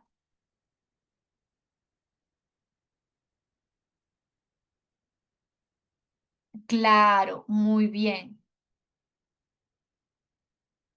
La D, ¿sí o no? La causalidad es una costumbre mental que no se puede verificar empíricamente. La causalidad es una costumbre, claro, que no se puede verificar empíricamente porque tú no ves la causalidad. Tú ves un hecho A y luego viene un hecho B. Después de la bola negra viene la bola blanca. Ok, primero se mueve la bola negra, luego se mueve la bola blanca. Tú ves eso una, dos, tres, cuatro, cinco, seis, siete, ocho, nueve, 10 veces. Y la próxima vez que la bola negra se acerque a la blanca, tú vas a decir, ah, la bola blanca se va a mover. ¿Por qué? Porque como lo has visto repetidas ocasiones, supones. que eso va a pasar. Asumes que eso va a pasar. Pero tú puedes tener la certeza absoluta de que eso va a ocurrir. No, te diría Hume. ¿Por qué? Porque la certeza me la da la experiencia. Y la experiencia es lo que yo veo en este momento, ¿correcto? O lo que he visto antes. Profesora, pero yo estoy suponiendo que se va a mover porque lo he visto antes. Ya, tú has visto otros hechos similares, pero no has visto este hecho. ¿Se entiende? Tú has visto hechos similares, pero este hecho no lo has visto todavía. Entonces, tú no puedes afirmar que algo es así si no lo has visto. Tú estás suponiendo. Ah, ya, eso es otra cosa. ¿Eso qué es? Inducción. Eso es la inducción. A veces creemos que ser empirista implica necesariamente tener un pensamiento inductivo, pero Hume te diría no. Por ejemplo, la ley de la dilatación de los metales, ¿no? Generalmente las leyes científicas se basan en un pensamiento inductivo. Yo veo que este trozo de metal se dilata con el calor, supongamos que es plata. Luego tengo otro trozo de otro metal, oro, supongamos, se dilata también con el calor. Ah, ya. El hierro se dilata con el calor, el cobre se dilata con el calor, el estaño se dilata con el calor. Entonces, como ya tengo como 5 o 6 ejemplos de distintos metales que se dilatan con el calor, ¿qué infiero? Que supongo que todos los metales se dilatan con el calor. Hume te diría, ¿has visto todos los metales? Hecho la prueba con todos los metales que existen? No. Entonces estás suponiendo. Tu afirmación de que todos los metales se dilatan con el calor no se basa en la experiencia, porque no has experimentado todos. Entonces, es una costumbre mental. Simplemente lo que te hace creer que lo que ha pasado antes va a pasar después. Como ha pasado esto con 5 metales, seguramente si sigo haciendo la misma prueba con otros, seguramente va a pasar. Para Hume eso es incorrecto. Para Hume es incorrecto, porque todo conocimiento se debe basar en la experiencia, no en suposiciones a partir de otras cosas que se ha experimentado. ¿Se entiende, chicos? En realidad es bastante interesante lo que plantea Hume, ¿no? Es radical, obviamente, pero es interesante. Pregunta 12. Durante una conferencia de filosofía, un profesor afirma que aunque la experiencia es útil, solo la razón permite conocer la realidad, tal como es en sí misma, más allá de las apariencias. Según él, los sentidos ofrecen un conocimiento superficial, mientras que la razón accede al fondo de las cosas. Desde la perspectiva kantiana, a ver, esta postura reproduce los errores del racionalismo dogmático. Claro, el racionalismo dogmático sería pues el de Descartes, ¿no? Creer que solo la razón me da el conocimiento verdadero y que la experiencia me da solamente apariencias, ¿no? Al atribuir a la razón la capacidad, o también la visión de Platón, ¿no? ¿Por qué sería un racionalismo dogmático? Porque atribuye a la razón la capacidad de acceder a la cosa en sí, es decir, a la realidad independientemente de la experiencia. Eso es lo que plantea el racionalismo dogmático. Kant plantea eso no, porque recuerda que para Kant, para que haya conocimiento, ¿qué tiene que haber? No se puede dar conocimiento solo con la razón o solo con la experiencia, ¿correcto? Para Kant, acuérdate que para que haya conocimiento tienen que confluir las dos, razón y experiencia, entendimiento y sensibilidad. La sensibilidad se refiere a los sentidos, entendimiento y sensibilidad. Desde el punto de vista de Kant, la afirmación del profesor, a ver, ¿Kant criticaría esto o no? Obviamente lo criticaría. Para Kant no podemos acceder al noumeno, ¿te acuerdas? El noumeno es incognoscible. El noumeno es incognoscible. La afirmación del profesor desde el punto de vista de Kant sería incorrecta, ¿sí? ¿Por qué? Porque la razón no puede conocer la realidad en sí misma. El hombre no puede conocer el nomen. Claro, el nomen no es la cosa en sí. El noumeno es la cosa en sí. ¿Qué puede conocer el hombre? El fenómeno. El fenómeno es la cosa para sí. O sea, aquello a lo que puede acceder el hombre. ¿Por qué? Porque tenga en cuenta, claro, el fenómeno. ¿Por qué? Porque tenga en cuenta que para Kant nuestra razón y nuestros sentidos son es como nuestro cordón umbilical con el mundo, ¿ya? Nuestros sentidos nos conectan con el mundo. Imagínate si fueras una persona, piensa en esto, imagínate que fueras una persona que no puede ver. Imagínate que eres ciego. No puedes ver, no puedes saborear, no puedes oír, no puedes sentir. Imagínate que por alguna rara enfermedad ni siquiera pudieras sentir, tuvieras sensibilidad en tu piel. ¿Cómo te conectarías? ¿Cómo sabrías que hay un mundo fuera de ti? ¿Te imaginas eso? Entonces, necesitamos de nuestros sentidos para relacionarnos con el mundo, obviamente. ¿Cómo tendríamos datos del mundo si no tuviéramos sentidos? Sería imposible, ¿correcto? Entonces, los sentidos son fundamentales para tener información del mundo, pero no podemos creer ingenuamente, te diría Kant, que nuestros sentidos captan el mundo tal y como es. ¿Por qué asumes que tú conoces la realidad tal y como es? Porque los sentidos humanos son sentidos humanos. Tú sabes, pues, que tú no percibes como una mosca, como una abeja, como una hormiga, como un elefante, como un tigre. Cada animal percibe de manera diferente. ¿Y por qué asumimos que nuestra experiencia es la experiencia correcta? ¿Por qué? A lo que voy es lo siguiente, nuestros sentidos son importantes porque recibimos información a través de ellos, del mundo externo, sí, pero al mismo tiempo debemos ser conscientes de que son limitados. Nuestros sentidos nos permiten conocer hasta cierto punto la realidad. No es que nuestros sentidos conocen la realidad de manera absoluta, no, ¿sí? Por eso es que él hace esa distinción entre fenómeno y noumeno.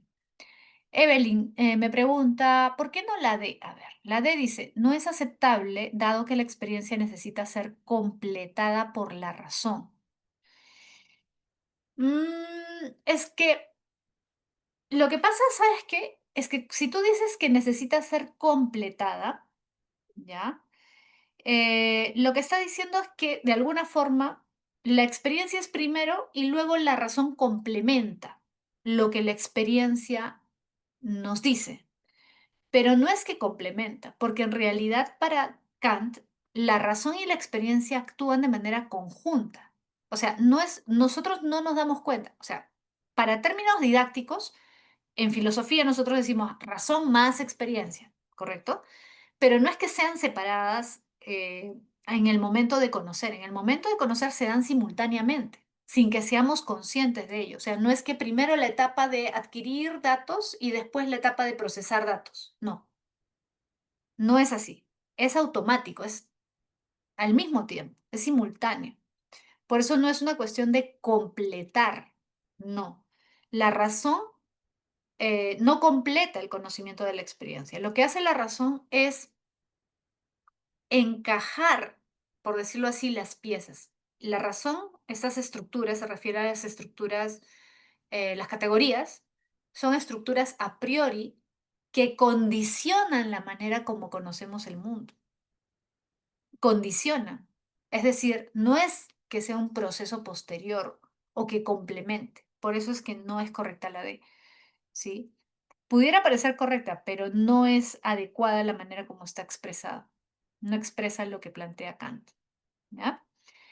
Pregunta 13. A ver, dice, la filosofía de Hegel es conocida como idealismo absoluto, porque busca comprender la totalidad de la realidad. Claro, acuérdate justamente por qué es importante Kant, porque sin Kant no entiendes a Hegel. Mira, ¿cuál es la diferencia entre Hegel y Kant? Kant te dice, una cosa es lo que tú puedes conocer, el fenómeno, y otra cosa es la realidad en sí. El hombre no puede conocer la realidad en sí, la cosa en sí, porque tiene ciertas limitaciones. porque ya está su mente, sus categorías ya están estructuradas de tal manera que procesa la información de cierta manera nada más. Pero Hegel va a decir no, el hombre puede conocer toda la realidad. No hay restricciones, no hay límites, no hay fronteras, no hay obstáculos, como dice Kant, según Hegel. Por eso es que Hegel trata de comprender todo. La naturaleza, la historia, la religión, el arte, la política, todo puede ser comprendido por el hombre. Todo. A partir del despliegue progresivo de la idea. A diferencia de los empiristas o de los kantianos, Hegel sostiene que lo real, mira, Hegel sostiene que lo real es racional y lo racional es real. Es decir, todo lo que forma parte de la realidad tiene una lógica. Y por lo tanto, si tiene una lógica, puede ser comprendido, porque el hombre es un ser racional. Si el hombre comprende cuál es la lógica de la realidad, puede comprender toda la realidad. Profesor, ¿y cómo es esa lógica? ¿Cómo descubrimos esa lógica? Fácil, acuérdate de la dialéctica. ¿Qué es la dialéctica? Es la lógica, las leyes que rigen la realidad. Tesis, antítesis y síntesis. Es decir, hay que entender la realidad como un movimiento dialéctico de lucha de opuestos que generan algo nuevo. Y en ese proceso se da un progreso. Lucha de contrarios que genera algo nuevo. Tesis, antítesis, síntesis. Pero no es que quede ahí, sino que con el paso del tiempo, ese genera su opuesto y se da una nueva síntesis. Y así. Por eso es que hay una idea de progreso histórico en Hegel. Entonces, Hegel sostiene que lo real es racional y lo racional es real, por lo que la razón no está limitada a la experiencia individual, sino que estructura toda la historia del espíritu. Frente a la separación entre lo abstracto, la idea, y lo concreto, la realidad, Hegel propuso una forma de superarla sin eliminar ninguna de sus partes. Claro, recuerda que para Hegel va a ser incorrecto hacer esta separación, como si fueran cosas completamente distintas, lo abstracto y lo concreto. Lo abstracto y lo concreto son dos momentos de lo mismo, ¿sí? Por eso dice, propuso una forma de superar esta separación, ¿no? Sin eliminar ninguna de sus partes. Para resolver esta tensión entre lo ideal y lo real, ¿qué hace Hegel? Fácil. ¿Qué hizo Hegel?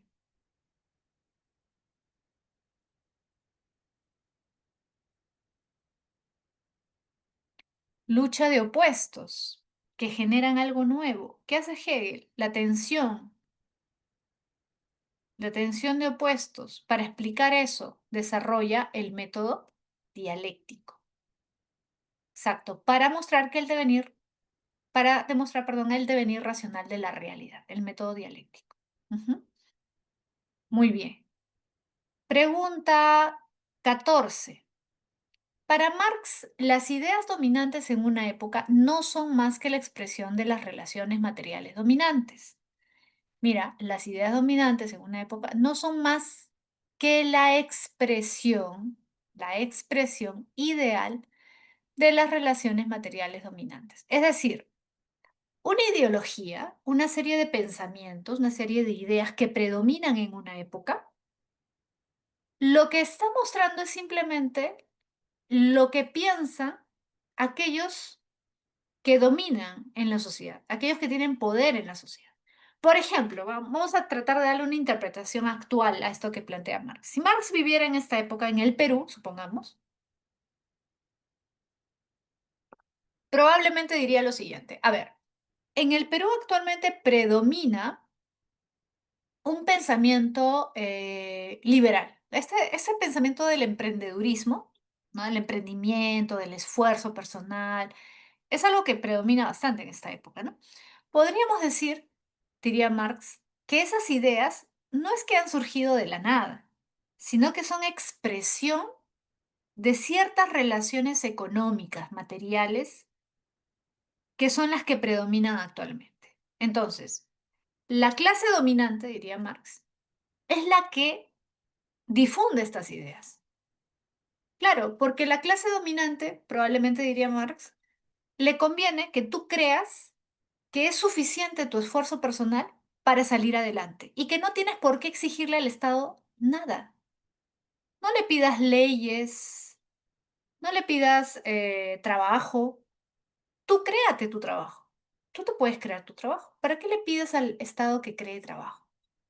¿Por qué le pides al Estado que invierta en educación? Tú te puedes pagar tu propia educación si te esfuerzas.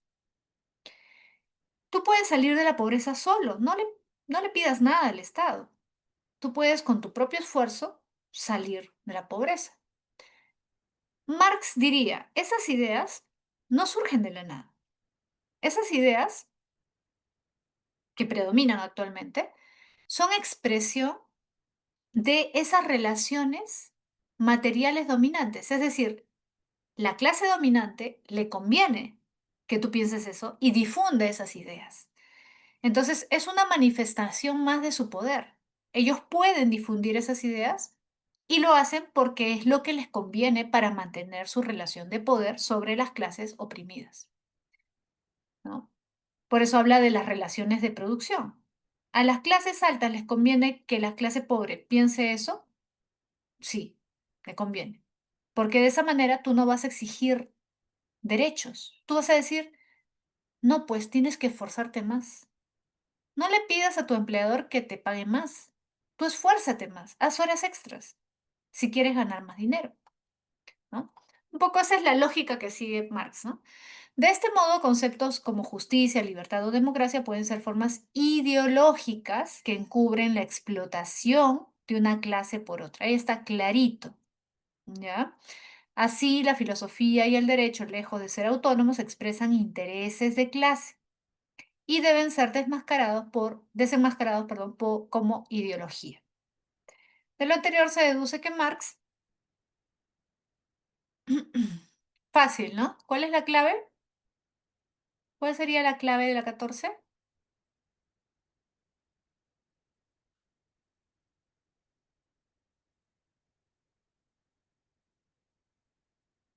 La filosofía y el derecho, lejos de ser autónomos, expresan intereses de clase y deben ser desenmascarados como ideología. Es la idea opuesta a la idea de Hegel, ¿no? Para Marx, las ideas son un resultado de las relaciones materiales. No, no es al revés. No son las ideas las que producen los cambios sociales.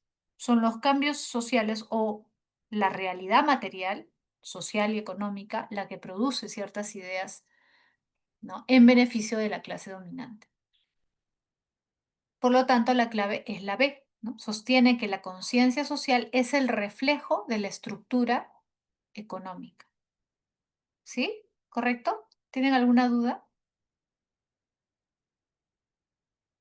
A ver, dudas, preguntas, chicos, ¿no? Victoria dice, ¿por qué no la D? A ver, buena pregunta. Considera que la ideología es una forma de falsa conciencia. Considera que la ideología es una... no, ¿sabes por qué? Porque la ideología, ya, no necesariamente tiene un carácter negativo. O sea, para nosotros, para nuestra época, la actualidad, probablemente tiene un sentido un tanto negativo esto de ideología, ¿no? Porque nosotros entendemos la ideología como una serie de ideas falsas o ideas impuestas, ideas creadas. Pero Marx no considera necesariamente la ideología como algo malo. En este caso sí. En este caso sí, ¿por qué? Porque en este caso las ideas que se difunden son ideas que permiten digamos, la permanencia de la clase dominante. Pero ideología no necesariamente tiene una connotación negativa para Marx. Ideología es conjunto de ideas. ¿El cristianismo es una ideología para Marx? Sí. ¿El capitalismo es una ideología para Marx? Sí. ¿El socialismo es una ideología para Marx? También. El socialismo también es una ideología. Entonces, ideología no necesariamente es algo malo, ¿ya? No necesariamente tiene una connotación negativa. En este caso concreto sí, pero no necesariamente. Porque decir que la ideología es una forma de falsa conciencia sería una manera de atribuirle a la ideología algo negativo en todos los casos. Y por ejemplo, el socialismo es una ideología, pero no expresa una falsa conciencia. Y no es una forma de falsa conciencia. ¿Sí? La ideología puede ser una forma de falsa conciencia, sí, pero no necesariamente. Por eso es que la D no es correcta. ¿Ya? Por eso la D no es la clave. La clave es, la clave es la B, ya, por eso. Ya. Pregunta 15. A ver, Nietzsche sostiene que la moral tradicional, especialmente la cristiana, ha invertido los valores auténticos de la vida. En lugar de exaltar la fuerza, el deseo y la creación, ha glorificado la humildad, el sufrimiento y la obediencia. Por eso es que critican Nietzsche, ¿no? La moral cristiana, la moral tradicional. Esta inversión ha dado origen a una moral de esclavos, una moral de esclavos. Claro, porque es una moral de obediencia, ¿no? Que niega la vida en nombre de una moral universal ficticia. Nietzsche propone una transvaloración de todos los valores. ¿Ya? Una transvaloración, ¿por qué? Porque para Nietzsche hay que darle la vuelta. Transvalorar es invertir los valores. ¿Por qué hay que invertir los valores? Porque estos valores cristianos son valores de obediencia, de humildad, de sufrimiento. Pero él dice que si nosotros queremos vivir realmente, tenemos que disfrutar de la vida. Y no podemos disfrutar de la vida asumiendo que hay que sufrir, que en la otra vida recién vamos a ser felices, que en esta vida, bueno, no importa, ¿no? Por eso él propone una transvaloración como una forma de afirmación de la vida. Por lo tanto, ¿cuál es la clave?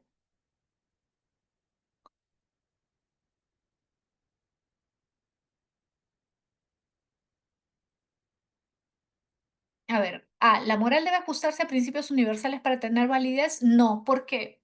¿Por qué no debe ajustarse a principios universales? Porque para Nietzsche, los valores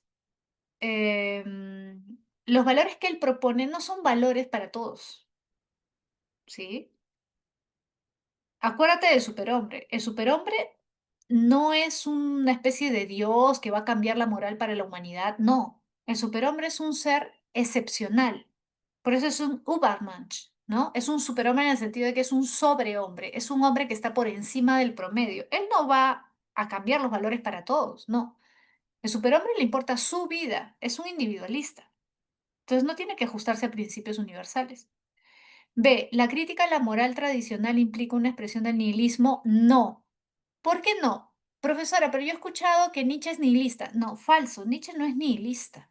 El nihilismo para Nietzsche es como una etapa que es la que él vive, que niega los valores cristianos, que niega la moral tradicional, pero hay que superar el nihilismo. El superhombre no es un nihilista, porque el nihilista simplemente niega lo anterior, niega los valores universales, niega el cristianismo, pero no construye. El superhombre es un ser creador, es capaz de crear sus propios valores. El nihilismo no es, el nihilista no es capaz de hacer eso. La clave es la C. La moral cristiana surge del resentimiento de los débiles hacia los señores. ¿Sí? Recuerda que para Nietzsche la moral de esclavos es la moral cristiana, es la moral que se ha impuesto. ¿Pero por qué el cristianismo plantea todo esto? Por resentimiento. ¿Por qué por resentimiento? Porque el cristiano es débil y el débil no puede luchar de cara a cara con el Señor, porque no tiene poder. En el fondo, el cristiano no es bueno, dice Nietzsche. Si encontramos, es más, encontramos en obras de cristianos, de padres de la iglesia, pasajes donde se hace alusión a cómo van a sufrir los ricos, cómo van a sufrir los poderosos. Y Nietzsche dice, ahí está la prueba. Si tú eres cristiano, ¿quieres que le vaya mal al otro? ¿Vas a gozar con el sufrimiento ajeno? No, no. Pero si tú dices que vas a gozar con el sufrimiento de los poderosos, es porque en el fondo eres hipócrita. En el fondo no eres coherente con ese discurso, sino que asumes ese discurso por resentimiento, ¿correcto? ¿Por qué no la D? El superhombre representa al individuo subversivo ante los valores tradicionales. Claro, es correcto, el hombre representa un individuo subversivo. Sí, es correcto, pero en esta parte no hace referencia sobre todo al superhombre. O sea, se puede inferir hasta cierto punto, sí, pero lo esencial acá es la moral. Por eso te habla de la transvaloración de los valores, la moral de esclavos, ¿no? O sea, acá el tema central, si te das cuenta, en todo momento está hablando de la moral. El superhombre está relacionado, sí, pero no es lo esencial, ¿no? Y la E, ¿por qué no la E? Me pregunta John. Dice, la voluntad de poder es incompatible con la ética del resentimiento del rebaño. Sí es incompatible, sí es incompatible, pero de nuevo me parece que no es lo esencial, ¿sí? Me parece que no es lo esencial del texto. Me parece que el texto más hace alusión a esto, a la moral cristiana. ¿Y por qué la moral cristiana no es una moral, digamos, o mejor dicho, por qué Nietzsche critica la moral cristiana? La critica porque valora, o porque glorifica, perdón, estos valores de la humildad, el sufrimiento, la obediencia, ¿ya? Eso genera una moral de esclavos, ¿no? Que niega la vida en nombre de una moral universal ficticia, ¿no? O sea, de nuevo, todo gira en torno a la moral, todo gira en torno a la moral. Los otros temas, el superhombre, la voluntad de poder, están relacionados, sí, sí, no son incorrectos, pero me parece que el texto se refiere principalmente, o el núcleo del texto se refiere a la moral cristiana. Por eso me parece que la C es más adecuada, ¿no? Porque se centra en lo que plantea el texto, ¿ya? Bien, a ver.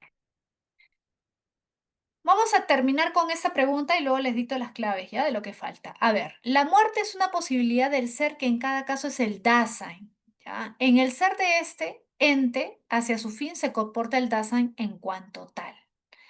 Este es un pasaje obviamente de Heidegger, ¿no? Recuerda que Heidegger es considerado por muchos como el padre o el precursor del existencialismo. En cuanto a ser para la muerte, el Dasein existe fácticamente. Claro, ¿por qué el hombre es un Dasein? ¿Por qué el hombre es un ser para la muerte? No porque va a morir, porque también los animales mueren, sino porque el hombre es el único ser consciente de que va a morir. El hombre es el único ser que sabe que va a morir, ¿ya? Y por eso, fíjate, el tiempo es importante para el hombre. ¿Tú has visto un perro, un gato con reloj? ¿O viendo el reloj? No. Midiendo los días, contando las semanas, contando los meses, contando los años. No. Para los animales no existe el tiempo, solo para el hombre existe el tiempo. ¿Por qué? Porque somos conscientes de que el tiempo es limitado, somos conscientes de nuestra finitud, somos conscientes de nuestra temporalidad. Entonces, la muerte no es un simple hecho que le ocurre a un ser viviente. Claro, para un perro, un perro puede morir en cualquier momento, pero él no es consciente de que eso le va a pasar, el hombre sí, ¿no?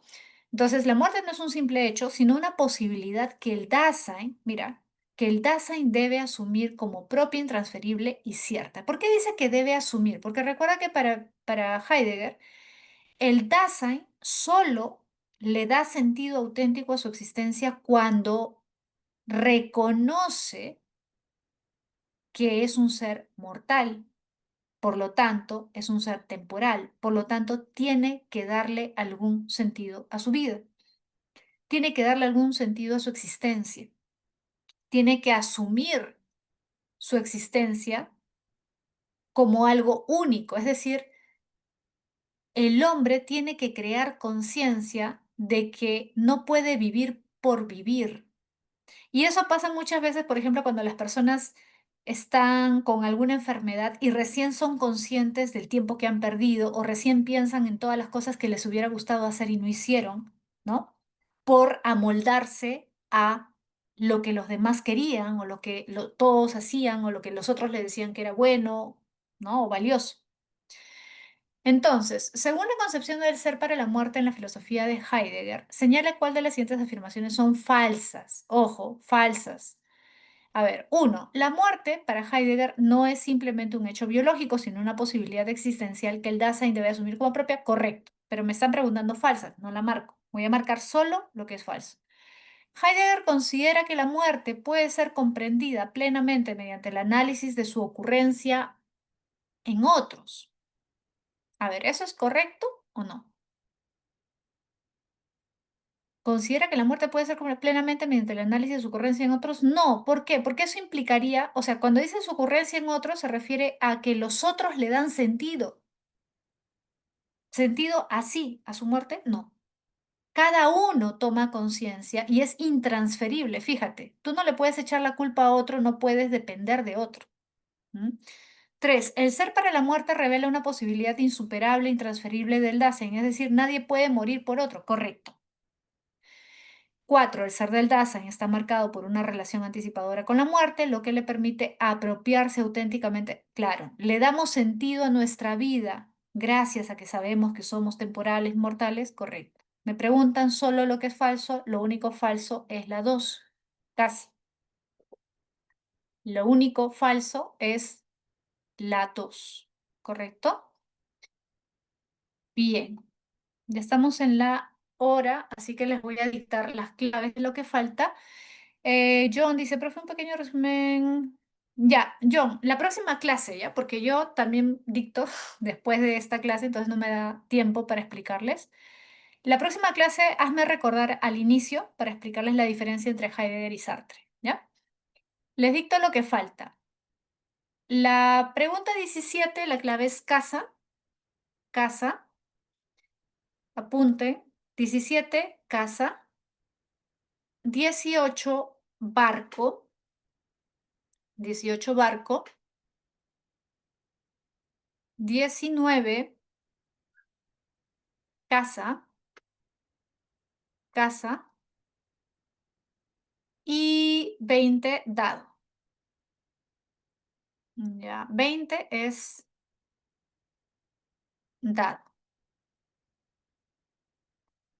Bien, chicos. Entonces, ya nos estamos viendo la próxima semana, ¿ya? Un abrazo a todos.